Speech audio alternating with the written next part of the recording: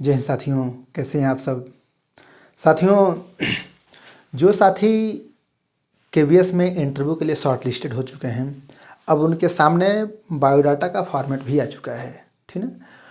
तो मैंने देखा है, मेरे पास बायोडाटा को भर के साथियों ने भेजा था, तो मैंने उसमें एक चीज़ देखा कि जैसे आप लोगों ने भरा है वो ठीक है, अच्छी बात है, लेकिन जैसे कि मैंने आप लोगों को जो हमसे इंटरव्यू और डेमो के लिए जुड़े हैं उनके पास मैंने एक वीडियो मैंने भेजी थी, this is my best biodata, जिस पे दिस इज माई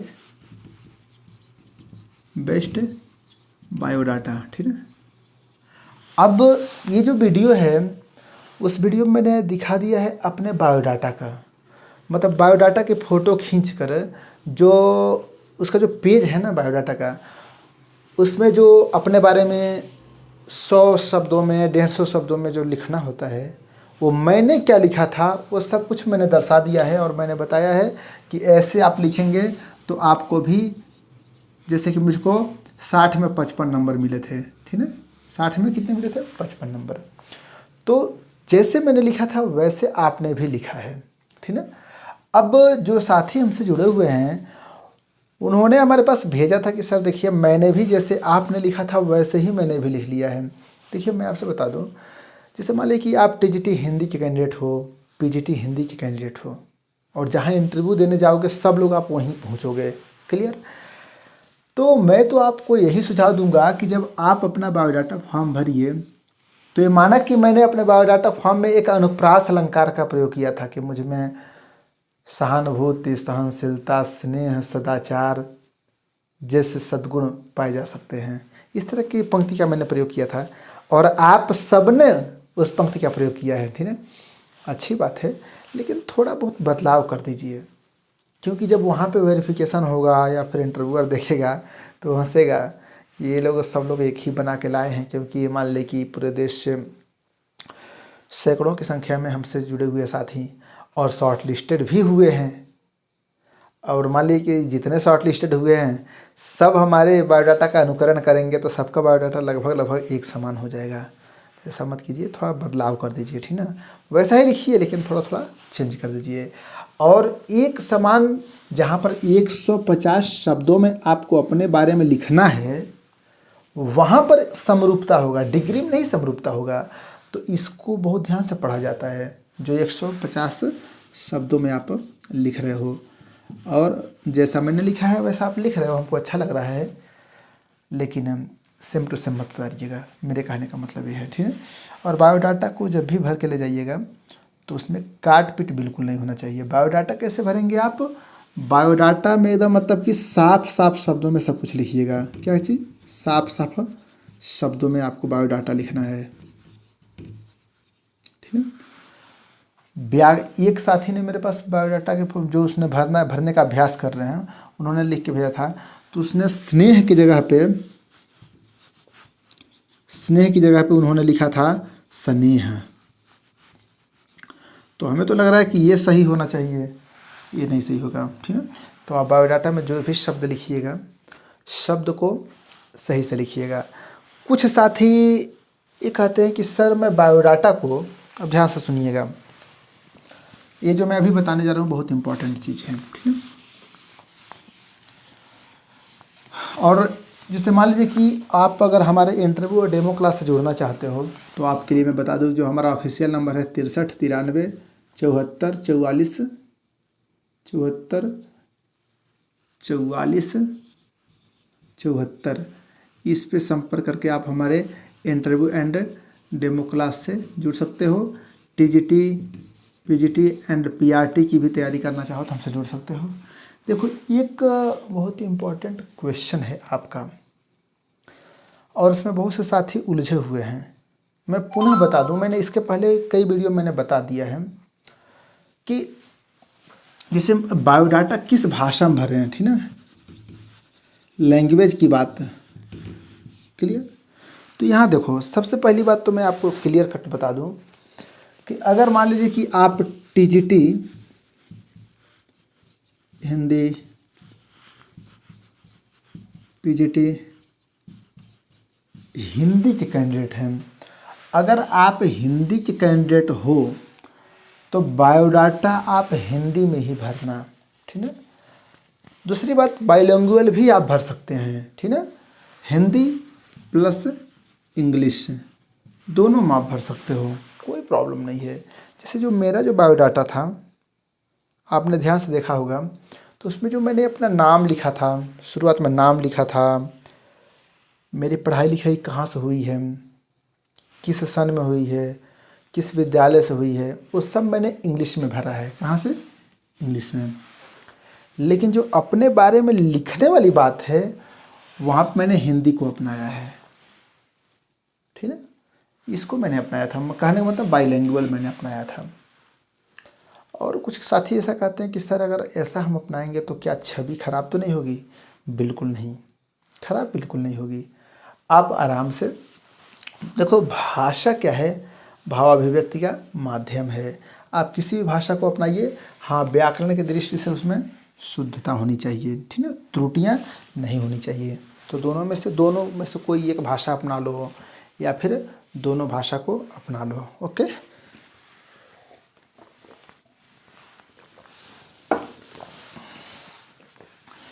इसके साथ देखो, जैसे एक कैंडिडेट का मैसेज आया था कि सर मैं जनरल से हूँ। किससे हूँ? जनरल से। तो जब जनरल से हूँ तो जो बायोडाटा का जो पीडीएफ है वो कई पेज में है, तो उसमें कास्ट सर्टिफिकेट जो है उसको भी मुझको बनवाना है। तो देखिए, जनरल से हैं तो आपको कहाँ बनवाना है? नहीं बनवाना है। एक ने मैसेज किया था कि सर मैं ओबीसी हूँ, ठीक है, ओबीसी हूँ, ठीक है। अब उसमें जो फॉर्मेट है, इनका कहना है कि मेरे पास ऑलरेडी ओबीसी का सर्टिफिकेट है, तो क्या मैं उसी को ले जाऊं, या फिर जो पीडीएफ को जो हम लोगों को प्राप्त हुआ है, उस पीडीएफ में जो फॉर्मेट है कास्ट सर्टिफिकेट के लिए, या फिर ओबीसी हो, एससी हो, चाहे मतलब ए टू जेड कोई भी ग्रुप आपका हो, कोई भी वर्ग आपका है, तो आपके पास तो ऑलरेडी एक है ही, क्या आप इसको भी बनवा के ले जाओगे जो उस पीडीएफ के साथ है? देखिए, उसको बनवाना कोई बहुत कठिन काम नहीं है। आपके पास जो पहले से है, एक तो उसको भी ले जाइएगा, और अगर मान लिया कि जो पीडीएफ में है, ठीक है, यह पीडीएफ में जो ये फॉर्मेट है ओबीसी का, एससी का जो भी है, तो उसका भी प्रिंट करवा लीजिए। और जो आपके नज़दीक में जो तहसील होगा, ठीक है, वहाँ पता कर लीजिएगा कि आपके वहाँ कैसे बनता है, क्योंकि पूरा भारतवर्ष लेवल की मैं बात कर रहा हूँ। तो आप जहाँ पे रहते हो वहाँ पर ये जाति प्रमाण पत्र कैसे बनता है, कहाँ बनता है? हमको तो हमारे वहाँ तो तहसील पे ही बनता है, ठीक है। तो तहसीलदार के वहाँ जाके हम बनवा सकते हैं। तो वहाँ पर ले जाएंगे, तो जो पहले की जो जाति प्रमाण पत्र है उसको जब आप दिखाएंगे, तो उसके आधार पर जो अधिकारी हैं वह इसका जो फॉर्मेट है केबीएस के द्वारा जो आपको मिला है, उस पर बिना सोचे साइन कर देंगे, मुहर कर देंगे। लेकिन पहले से जो बना है उसको आपको दिखाना पड़ेगा, ठीक है, सिंपल सी बात है। इसके साथ साथ आपके मन में कौन कौन से क्वेश्चंस चल रहे हैं, ठीक है, इस चीज़ को लेकर, इस फॉर्मेट को लेकर, यह आप ज़रूर मैसेज करके आप हमसे पूछ सकते हैं। आज एक और आया था मेरे पास फ़ोन और मैसेज भी आया था, जैसे हिंदी के कैंडिडेट थे, पीजीटी थी, ठीक है। देखिए, टीजीटी और पीजीटी वाले थोड़ा सा क्लियर नहीं हो पा रहे हैं कि वो किस टॉपिक को पढ़ाएं, ठीक है। अब पढ़ाने की अगर बात है तो एक कैंडिडेट ने मैसेज किया था और फ़ोन भी किया था कि सर मैं अगर मान ली कि पीजीटी हिंदी से हूँ, पीजीटी हिंदी, ध्यान दीजिएगा आप लोग, और इनके मन में जो चल रहा है ना, वो हर कैंडिडेट के मन में लगभग चल रहा है। इनका कहना है कि सर अगर मान लीजिए कि मैं व्याकरण पढ़ा रही हूँ, और व्याकरण में भी चलिए मान लेता हूँ संज्ञा, तो कह रहे हैं कि अगर मान लेती हूँ मैं संज्ञा पढ़ा रही हूँ, तो ये कहीं लो लेवल का तो नहीं हो जाएगा, ठीक है। देखिए, मैं आपसे ये बता दे रहा हूँ कि कोई भी टॉपिक लो लेवल और हाई लेवल का नहीं होता है, ठीक है। संज्ञा हुआ, सर्वनाम हुआ, क्रिया हुआ, विशेषण हुआ।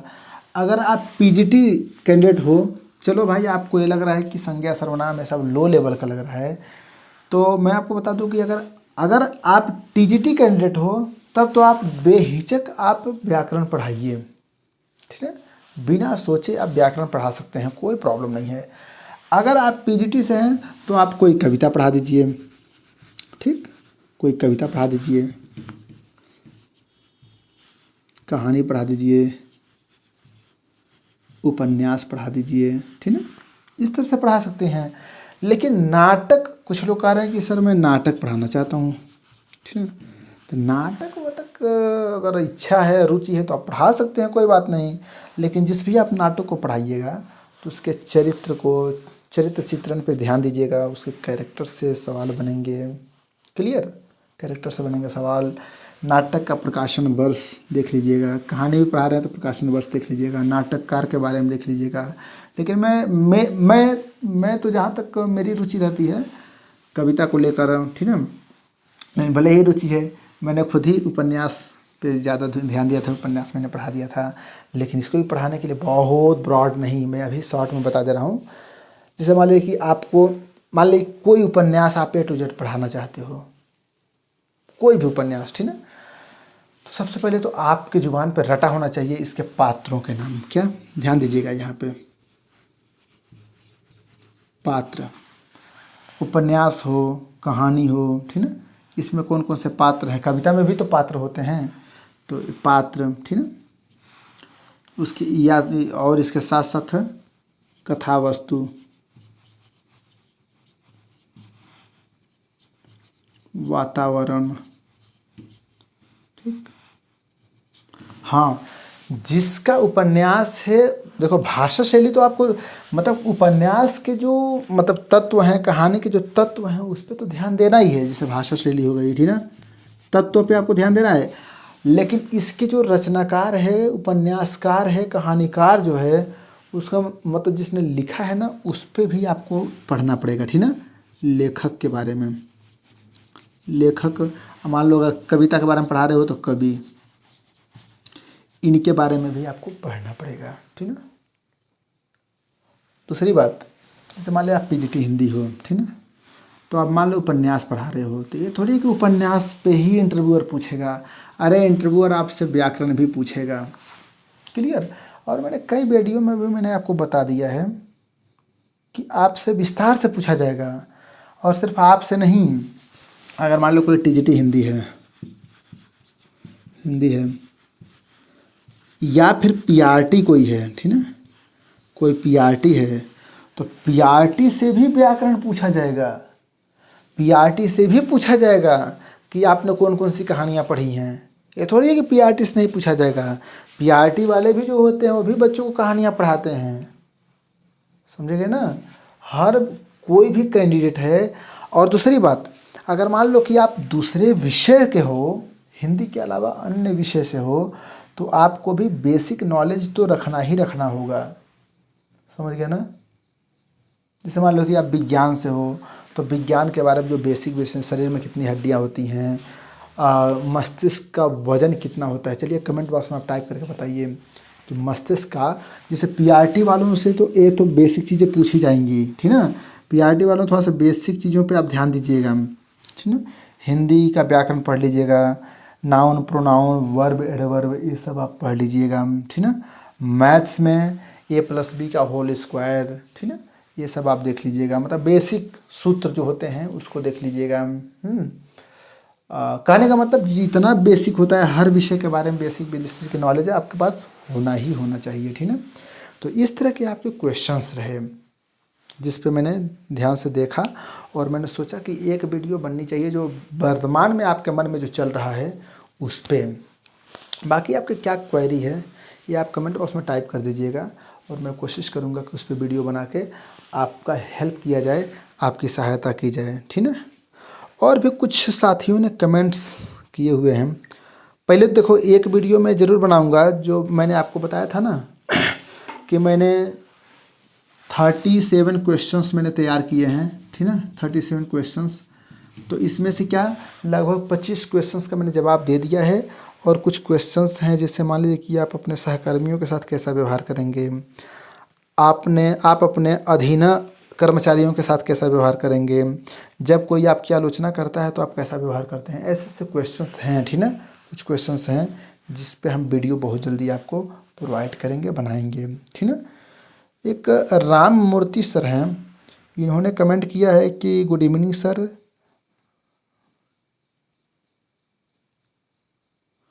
गुड इवनिंग सर, मैंने गुस्सा में शॉर्ट लिस्ट ना होने पर ग्रुप एग्जिट कर दिया, आपका प्लीज़ मुझे ग्रुप से जोड़ दीजिए। देखिए, गुस्सा नहीं करना चाहिए कभी। जैसे इनका कहना ये है सर का, अभी अभी मैं तुरंत मोबाइल उठाया हूँ तो मैंने देखा है, इनका कहना है कि जो देखो, जैसे इस नंबर से जो हमें से जुड़ा हुआ है तो उसका एक ग्रुप बना हुआ है पूरे ऑल इंडिया लेवल पे, ठीक है, ग्रुप बना हुआ है। तो उसमें मान लो कि 600-700 कैंडिडेट्स जुड़े हुए हैं, तो ये बेचारे शॉर्ट लिस्टेड नहीं हुए। अब कह रहे कि गुस्सा में मैंने ग्रुप छोड़ दिया है। कोई बात नहीं, फिर से अगर आप कह रहे हैं तो मैं जोड़ दूंगा, कोई बात नहीं, क्योंकि आप हमसे जुड़े हुए हो तो जुड़े रहो ना। क्योंकि आपके मोबाइल में मान लीजिए कि कितना ग्रुप बना हुआ होगा, ठीक ना। आप जिस समाज से जुड़े हो, समाज का ग्रुप होगा, जाति से संबंधित ग्रुप रहता है, इधर उधर गेम का ग्रुप रहता है। तो भैया एक एजुकेशनल ग्रुप है, जुड़े रहो, क्या दिक्कत है। एक बार जुड़ गए हमेशा के लिए हमारा साथ बना रहेगा, है कि नहीं। वो तो ओनली एडमिन है, सब थोड़ी उसमें मैसेज भेजेंगे, हम ही भेजेंगे तो भेजेंगे, और जब हम भेजेंगे तो ज्ञानवर्धक वीडियो ही भेजेंगे। तो आपका कहना है कि जोड़ने के लिए, तो चलिए राम मूर्ति सर आपको जोड़ दिया जाएगा। मैं यहाँ पे लिख दे रहा हूँ आपका नाम, ठीक है, राम मूर्ति सर जोड़ दीजिएगा। लेकिन गुस्सा करके छोड़ना नहीं है ग्रुप। गुस्सा करके छोड़ोगे तो मेरा थोड़ी नुकसान होगा, ठीक। चलिए ओके। और रंजना मैडम ने मैसेज किया है कि सर बायोडाटा 5 कॉपी लेकर जाना है, तो सर बायोडाटा के सभी कॉपी के साथ हाई स्कूल के से लेकर जितना डॉक्यूमेंट है सब लगाना है 5 में। देखिए, अगर 5 कॉपी ले जाना है, 3 सेट ले जाना है, 4 सेट ले जाना है, जितना मन करे उतना सेट, जो गाइडलाइन में कहा गया है। चलिए मान लेता हूँ कि ये बहुत इंपॉर्टेंट बात है, इस पर मैं बता रहा हूँ आपको अंदर की बात, की क्यों 5 सेट या 3 सेट या 4 सेट मंगाया जाता है। देखिए, जैसे कि इन्होंने लिखा है कि 5 कॉपियाँ लेकर जानी है, जैसे मान लो बायोडाटा का, बायोडाटा। अब देखो, जैसे सिर्फ एक नहीं ले जाओगे, 1+ एक से ज़्यादा जितना आपसे कहा गया है ना उतना लेकर जाओगे। जैसे मैडम ने कहा कि 5 कॉपियाँ, ठीक है। तो अगर मान लीजिए कि 5 कॉपियाँ बोल दिया गया, तो उसमें जितना आप पहले में लगाओगे उतना सब में लगाओगे। जानते हो क्यों? जैसे मान लो कि मैंने इंटरव्यू दिया, ठीक है, अपनी बात बता रहा हूँ, अभी यहाँ से आप समझ जाओगे। मैंने इंटरव्यू दिया, और इंटरव्यू मैंने दिया तो मुझको, देखो मेरे समय में शायद 3 कॉपी थी या 5 कॉपी, हमको याद नहीं है, मैं ईमानदारी से बता रहा हूँ। मैडम ने लिखा है कि 5 कॉपी, तो शायद इस बार 5 कॉपी मांगा गया है। आप कमेंट बॉक्स में टाइप करके बताइए कितना कॉपी इस बार मांगा गया है, ठीक है।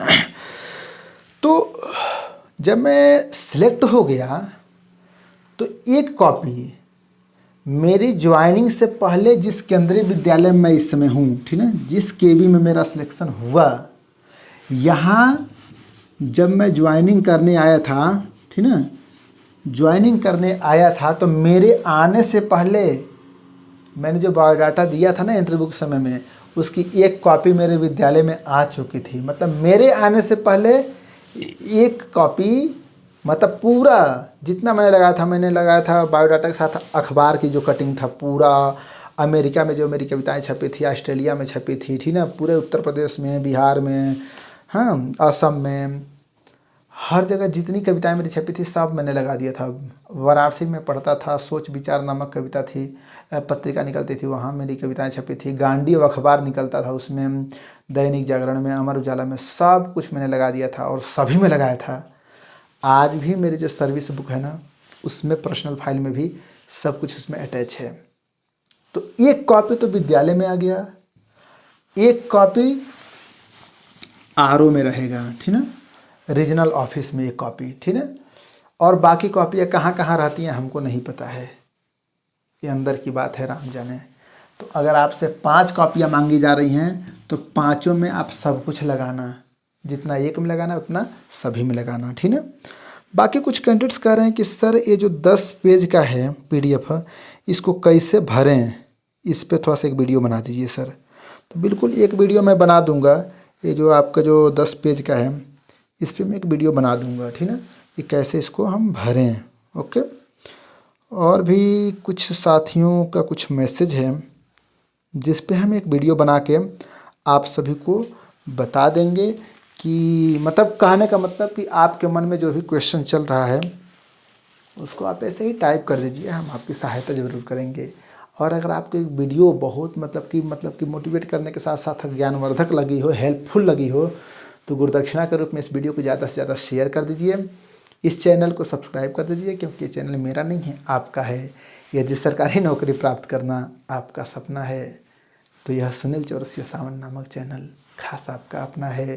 फिर मिलते हैं एक शानदार वीडियो के साथ, सारगर्भित वीडियो के साथ। तब तक के लिए बहुत बहुत धन्यवाद। और आप हमसे जुड़े रहिए। अगर टीजीटी, पीजीटी, पीआरटी की तैयारी करना चाहते हैं तो भी ये चैनल खास आपके लिए है। हमसे जुड़ना चाहते हैं तो इस नंबर पर संपर्क करके जुड़ सकते हैं। अगर आपके संपर्क में कोई विधवा स्त्री है, अनाथ स्त्री है, तलाकशुदा स्त्री है, या फिर दिव्यांग स्त्री या पुरुष हो, या फिर किन्नर समाज का कोई साथी हो, सरकारी नौकरी की तैयारी कर रहा हो, शिक्षक बनना चाहता हो, तो आपका हार्दिक स्वागत है। हम आपके मुफ्त में सहायता करेंगे। ये हमारा धर्म है, ये हमारा कर्म है। जय हिंद, वंदे मातरम।